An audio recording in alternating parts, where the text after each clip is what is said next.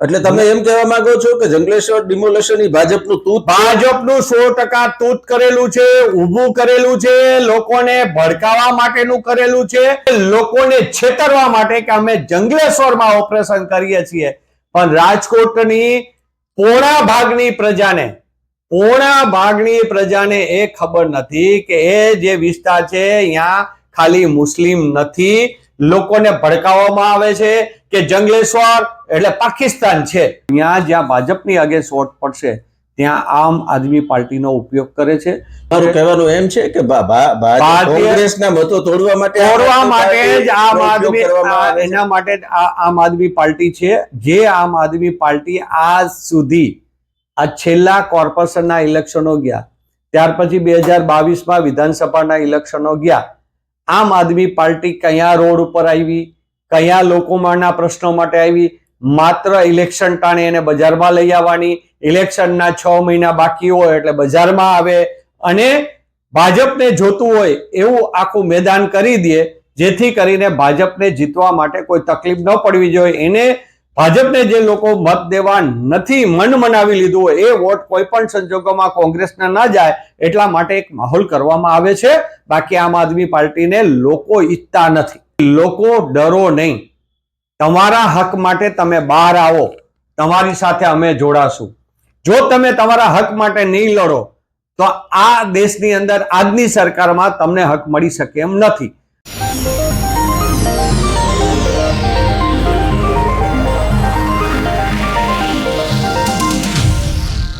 ગુજરાતના રાજકારણની અંદર અત્યારે ભારતીય જનતા પાર્ટી, કોંગ્રેસ અને આપ પોતપોતાના દાવાઓ અને પક્ષો રજૂ કરી રહ્યા છે, ત્યારે રાજકોટની જો વાત કરીએ તો ગુજરાતના રાજકારણમાં જેને મોભાદાર સ્થાન કહેવાય એવા ઓબીસી ડિપાર્ટમેન્ટના ગુજરાતના અધ્યક્ષ તરીકે રાજકોટના જ ભાઈ શ્રી મહેશભાઈ રાજપૂતની કેન્દ્રીય કમિટીએ નિમણૂક કરી છે ને, ત્યારે આ મુદ્દો જે છે એ અત્યારે લોકોના ધ્યાનમાં ઓછો આવ્યો છે, પરંતુ જે મોભાદાર સ્થાન છે એવા ભાઈ શ્રી મહેશભાઈ રાજપૂત અત્યારે આપણા આ ટોક શોમાં ઉપસ્થિત છે, ત્યારે એમનું આપણે હાર્દિક સ્વાગત કરીએ છીએ।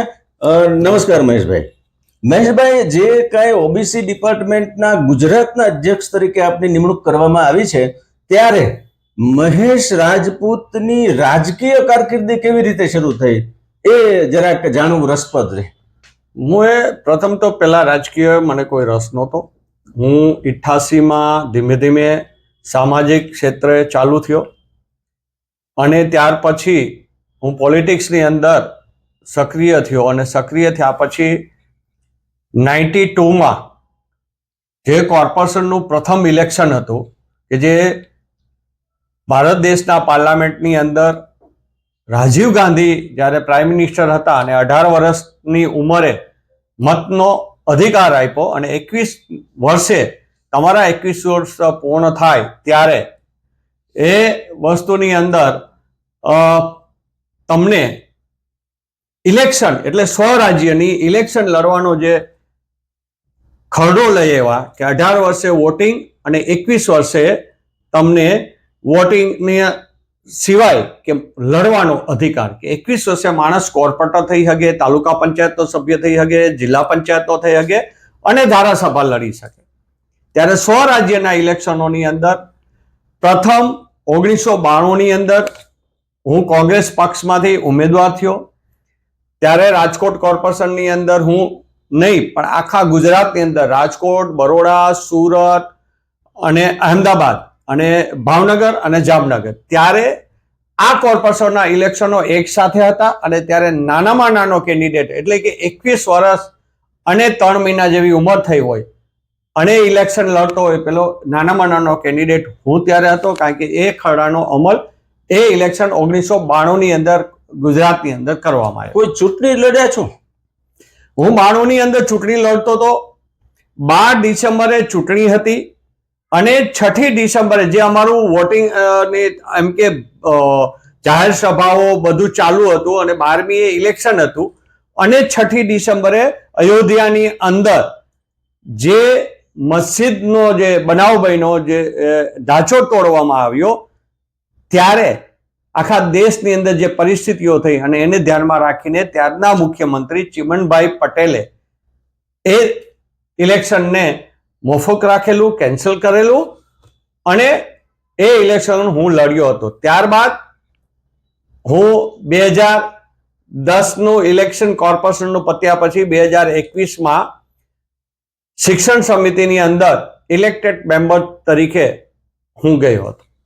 પક્ષ લેવલે તમારું હોદ્દાની શરૂઆત કેવી રીતે થઈ અને આ પ્રગતિ પાછળ તમારી સફળતાનું રહસ્ય શું છે મહેશભાઈ? હું જ્યારે પ્રથમ મને હોદ્દાની વાત કરીએ તો હું કોંગ્રેસની અંદર, પક્ષની અંદર સક્રિય થયો ત્યારે 1992માં મને ગુજરાત પ્રદેશ NSUIનો ઉપપ્રમુખ બનાવવામાં આવ્યો અને એની સાથે સાથે ત્યારે રાજકોટની અંદર કોંગ્રેસ પક્ષના પ્રમુખ માનનીય સૌના વડીલ એવા મનોજસિંહજી જાડેજા સાહેબ હતા અને દાદાના ઉફે નામે જે હતા એ દાદાએ મને એ સમયે ત્યારનો વોર્ડ નંબર 3 હતો જ્યાં હું ઇલેક્શન લડતો હતો, એ વોર્ડનો મને સિનિયર કોંગ્રેસનો સાથે સાથે પ્રમુખ પણ બનાવ્યો હતો. એટલે તમારી રાજકીય કારકિર્દીમાં દાદાનું યોગદાન? હું મારા રાજકીયની વાત કરીએ, સફરની વાત કરીએ તો પ્રથમ કે જેને કહેવાય કે બાલ મંદિરનું જે પગલું કે જે તમને સ્કૂલમાં લઈ જાય, બરાબર છે, એ સ્કૂલમાં લઈ જનાર માણસ એટલે ઉમેશભાઈ રાજ્યગુરુ હતા. બરાબર. પછી આપણે માનીએ કે એ મને બાલ મંદિરમાં લઈ ગયા તો એની સાથે સાથે હું હંમેશા એવું કહું છું કે ત્યાર પછી મેં જે પ્રાથમિક શાળા કરી તો એનું જ્ઞાન છે, એ જ્ઞાન મને ગુજરાત પ્રદેશ NSUIના પ્રમુખ એ વખતના હિમાંશુભાઈ વ્યાસે આપ્યું. પછી આપણે એ સમયે એવું હતું કે 7 ધોરણ પછી તમારી હાઈસ્કૂલ ચાલુ થાય 8મા ધોરણથી, તો હાઈસ્કૂલ છે તો એ હાઈસ્કૂલમાં મને જે કાંઈ જ્ઞાનો આપ્યા તો એ જ્ઞાન બધું મને માનનીય દાદાશ્રીએ આપ્યું, મનોજસિંહ જાડેજાએ. ત્યાર પછી હું યુથ કોંગ્રેસનો 98માં જનરલ સેક્રેટરી બન્યો ગુજરાતનો અને ત્યાં કે જેને આપણે એમ કહેવાય કે બોર્ડની એક્ઝામો હોય એમ એક યુથ કોંગ્રેસની અંદર તમે જ્યારે જાઓ ત્યારે તમારી કારકિર્દીનું એક પાયો ઘડાતો હોય. એ પાયાની અંદર હું વધુમાં વધુ પછી હિંમતસિંહ પટેલ સાથે શીખો, કારણ કે હિંમતસિંહ પટેલ ત્યારે ગુજરાત પ્રદેશ યુથ કોંગ્રેસના પ્રમુખ હતા, કોર્પોરેશનના તેઓ એ વખતે 98માં તેઓ ત્યાંના વિરોધ પક્ષના નેતા હતા અને ત્યારબાદ એ મેયર બન્યા. એની સાથે મારો 2006 સુધી મેં એની સાથે કામ કર્યું. ત્યારબાદ હું રાજકોટ શહેર યુથ કોંગ્રેસનો પ્રમુખ બન્યો અને પછી જેને કહેવાય કે આપણે PhD ક્યાં કરી તો PhD માટેનું કે રાજકારણની અંદર છેલ્લામાં છેલ્લું જે શીખવા માટેની તમારી હાઈટ થઈ ગઈ હોય ત્યારે મને એ જ્ઞાન છે એ ભરતસિંહ સોલંકી પાસેથી મળ્યું. બરાબર છે.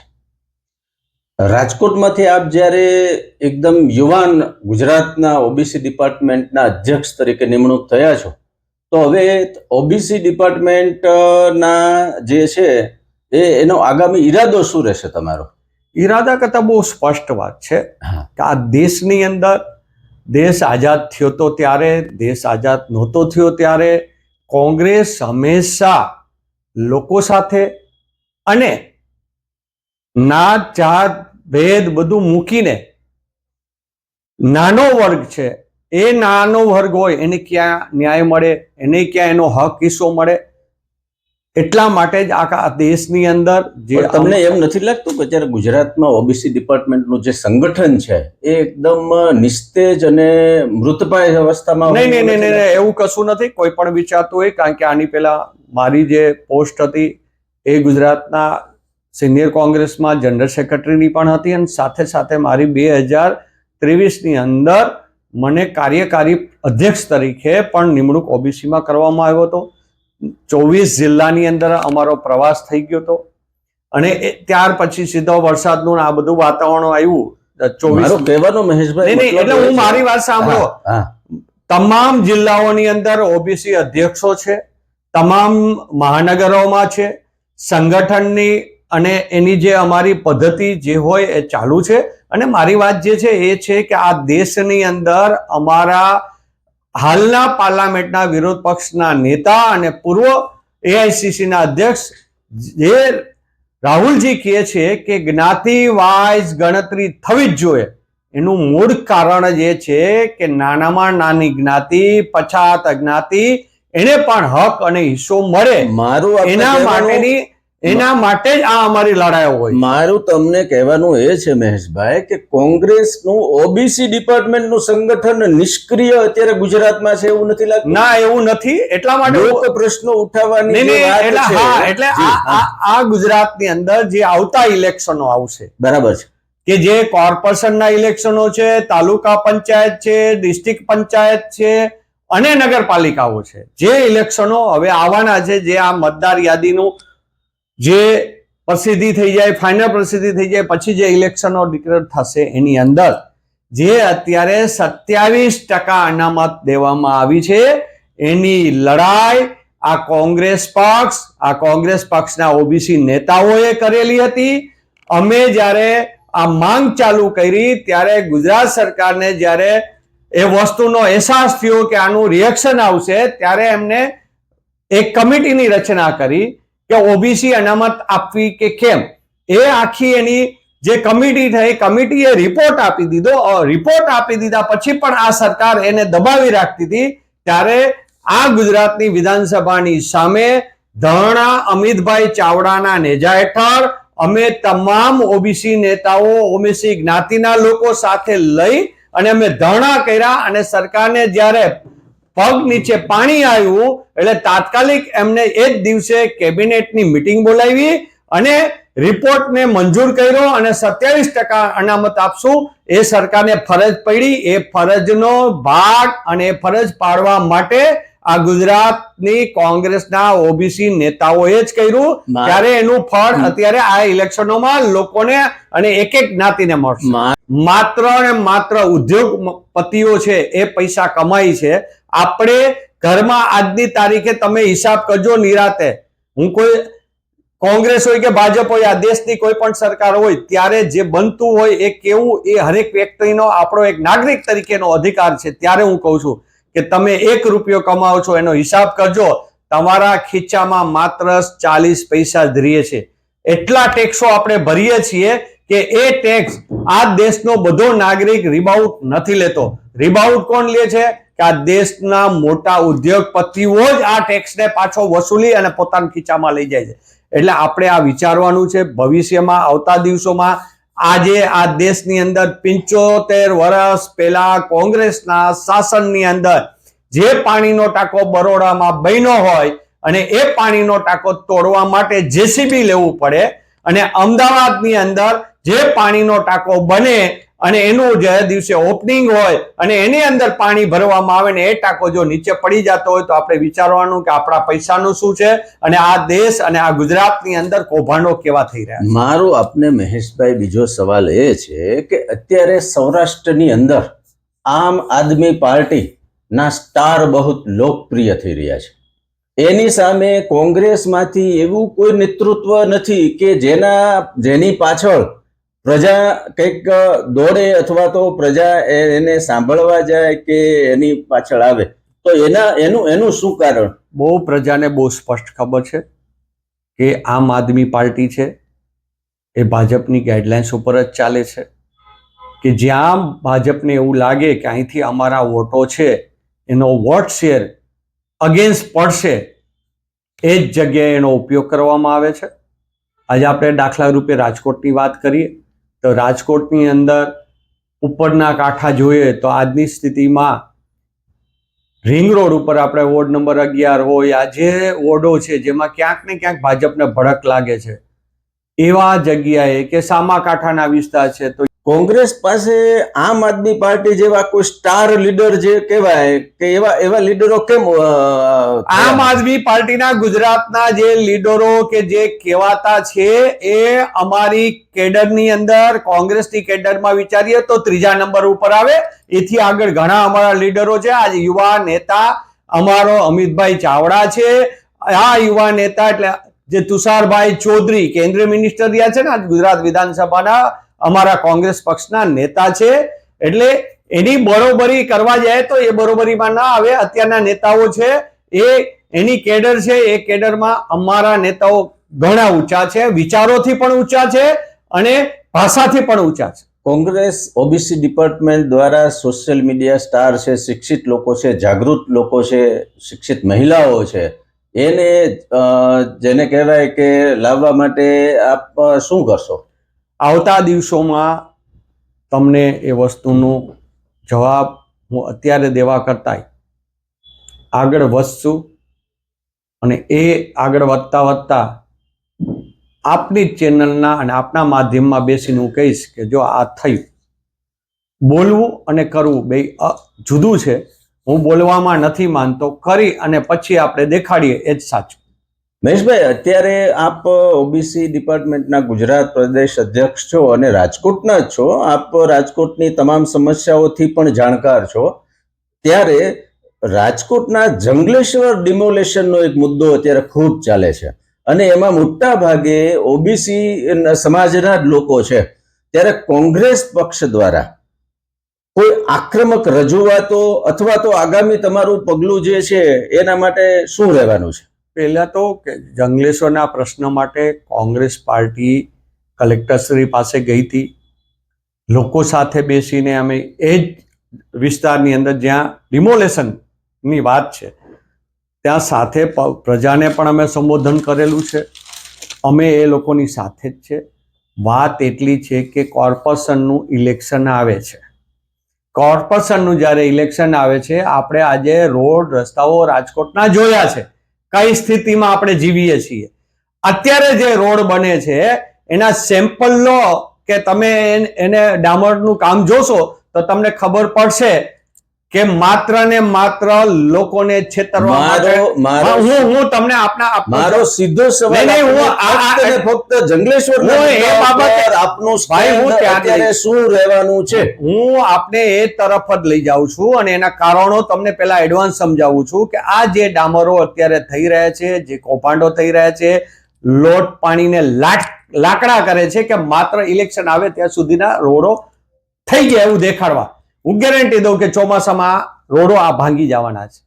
આ શું કામ? એને જ્યારે રાજકોટની પ્રજા અતિ કંટાળી ગઈ છે, પછી રાજકોટ કોર્પોરેશન હોય, રાજ્ય સરકારની પરિસ્થિતિને, લો એન્ડ ઓર્ડરની વાત કરીએ કે કેન્દ્ર સરકારના ટેક્સોમાંથી આમ પ્રજા, જે નાની પ્રજા મોટી પ્રજા જે ડૂબી ગઈ છે, એ પ્રજાનું મન ભટકાવવા માટે અને લોકોને છેતરવા માટે કે અમે જંગલેશ્વરમાં ઓપરેશન કરીએ છીએ, પણ રાજકોટની પોણા ભાગની પ્રજાને એ ખબર નથી કે એ જે વિસ્તાર છે અહીંયા ખાલી મુસ્લિમ નથી. લોકોને ભડકાવવામાં આવે છે કે જંગલેશ્વર એટલે પાકિસ્તાન છે. એટલે તમે એમ કહેવા માંગો છો કે જંગલેશ્વર ડિમોલેશન ભાજપનું તૂત, ભાજપનું 100% તૂત કરેલું છે, ઊભું કરેલું છે, લોકોને ભડકાવવા માટેનું કરેલું છે. અહીંયા ખાલી એ જે ડિમોલેશનની જે નોટિસો આપી છે એ વિસ્તારની અંદર આહિર સમાજ રહે છે, એ વિસ્તારની અંદર રાજપૂતો રહે છે, એ વિસ્તારની અંદર કોરી સમાજ રહે છે, એ વિસ્તારની અંદર દલિત સમાજ રહે છે, એ વિસ્તારની અંદર દેવી પૂજક લોકો રહે છે. એટલે વિવિધ હિન્દુઓની પણ એટલી જ જ્ઞાતિ રહે છે. માત્ર જંગલેશ્વર કરી લોકોને છેતરવાની વાત છે. અને જો ડિમોલેશન થાય તો એમ કેવા થાય કે જો અમે આ કર્યું, પણ ત્યાંની પ્રજા, નાના માણસો, રોજે રોજનું કમાવાનું, રોજે રોજનું ખાવાનું. જ્યારે અમે કોંગ્રેસ પક્ષ કલેક્ટરશ્રીને રજૂઆત કરવા ગયા હતા ત્યારે પણ મારી જે વાત હતી હું આજ ફરીથી આપના માધ્યમ દ્વારા આપણી રાજકોટની પ્રજાજનોને અને કલેક્ટરશ્રી અને મુખ્યમંત્રીશ્રીને બે હાથ જોડીને કહેવા માંગુ છું કે આપણે સરકારી જગ્યા જે તમારે રિવરફ્રન્ટના નકશામાં આવતું હોય એટલું તમે કરો. બાકીની જે જગ્યા છે એ ઓલરેડી સરકારની જ છે. સરકાર અહીંયા શું કરવા માંગે છે? સરકારને અત્યારે તાત્કાલિક અહીંયા કોઈ યોજના તમે લઈ આવ્યા છો કે અહીંયા આ યોજના બેસાડવી છે? આવું કશું નથી. તો આપણે જગ્યા તો છેલ્લે હરાજીમાં વેચીએ જ છીએ. આ કોર્પોરેશન રોજ પ્લોટ વેચે છે. તો તમે ત્યાં જે લોકો રહે છે, જે તમને પુરાવા આપી ગયા છે, કેટલાય માણસની 60 વર્ષની ઉંમર થઈ ગઈ છે, અહીંયા જ જૈન 60 વર્ષ થઈ ગયા છે, કેટલાયને 40 થયા છે, કોઈને 50 થયા છે. તો એ લોકોના જે પુરાવો, લાઇટ બિલ અને જે કોર્પોરેશન વેરા લે છે, તો એ લોકોનું લિસ્ટિંગ કરી અને સરકારે જે ભાવ નક્કી કરવો હોય એ જગ્યાનો ભાવ નક્કી કરી અને જેટલી જગ્યાની અંદર કબજા જે લોકો જે અત્યારે રહે છે એની પાસેથી પૈસા વસૂલી અને એને દસ્તાવેજો કરી દેવા જોઈએ, જેથી કરીને કોઈ લોકોને ક્યાંય હેરાન ન થવું પડે, જમીનના માલિક થાય. અને સરકારની જે હંમેશા મનસુખી રહી છે કે પૈસા કમાવા, ડિમોલેશન કરી અને કોઈ બિલ્ડરને આપી દેવું, એના કરતા એ જ લોકોને આપી દેવા દે તો આખી સમસ્યાનું સોલ્યુશન બહુ સ્પષ્ટ જ છે, ચોખ્ખું છે.